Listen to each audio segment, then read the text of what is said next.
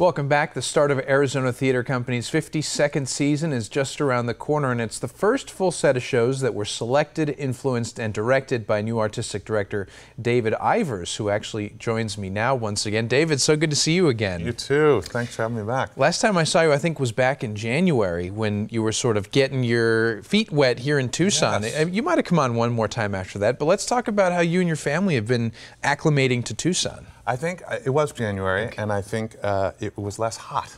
Yeah, it certainly was.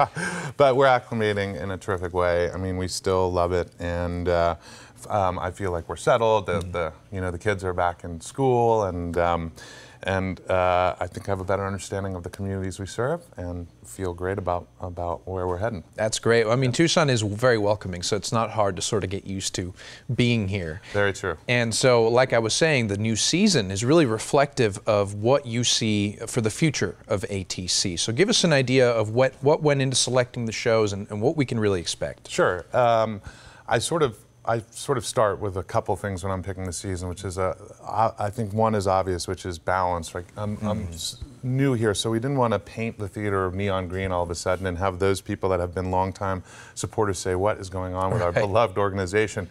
But I did feel very strongly that as the largest professional theater in the region, really, we have a responsibility to open our programming up so that we reflect the communities in which we live and that we reflect our nation. So the season, sort of thematically, we've been calling a sort of kaleidoscope of the American experience, and the plays programmatically inside of the season speak about the American experience in terms of family, culture, race, diversity, inclusion, celebration, and we must never forget we are a theater, so the pure values of entertainment are at the center of kind of what we're doing. Seen in America is the theme. Yeah, with a tricky spelling. Right, I like Scene. it. Did you like Nicely that? done. It's a theater thing. It's a very good trick. S-C-E-N-E in America. It's nice to see, you know, the thought process, sort of even the science behind choosing those shows. What's the first one, for example? So it's a relatively new play. I don't think it'll have been seen in Arizona by a brilliant writer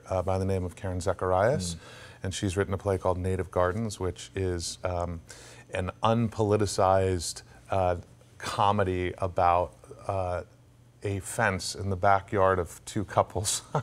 It might have some metaphorical significance to things going on in our nation, but it doesn't seek to, as I said, it doesn't seek to be a social commentary on border. It is a really wickedly smart comedy about set in two backyards about a piece of property that's between them that has probably been put on the wrong property line. Okay, so it's subtle. People can draw their own conclusions about what commentary. Exactly. I've just made it less subtle in a way than it probably is. I like that. And so, you know, that's just one of the shows. It's the first one. Actually, in an hour, you're starting the first rehearsal for it. Right? Yeah. As a matter of fact, our first teams, today's the first day of rehearsal for the 52nd season. Our acting company and our designers just arrived from all over the country, a couple of people from New York, some from Arizona, Oregon, New Hampshire, Seattle.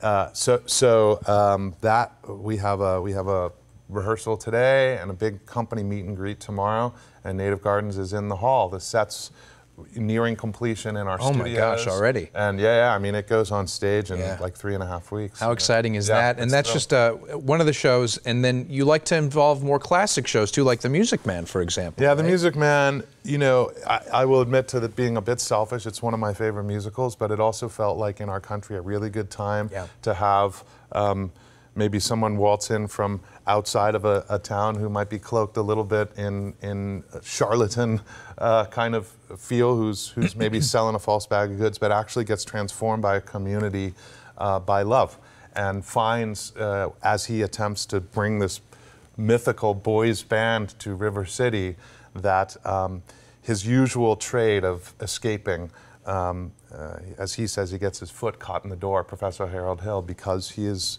open and moved by love and allows him to be an honest person. And I think it's a brilliant celebration of community, and it's also one of the best scores and best books of a musical ever written, in my opinion. 6-time Tony Award-winning musical.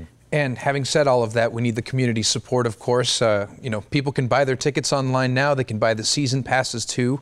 Great way to sort of be a partner with you guys and throw in and really give back. So I'm going to let them know a little bit more information. There's so much we could talk about because you guys have so much going on, including the Arizona Artist Initiative, which is really cool. They can find out more about that on your website. But as always, David, congrats and thanks for joining us. Hey, thanks. Good to see you, Alex. Absolutely. Arizona Theater Company's 52nd season opens up on September 8th with Native Gardens. All shows will be produced at the Temple of Music and Art on Scott Avenue. For more information, log on to arizonatheater.org or call 520-622-2823.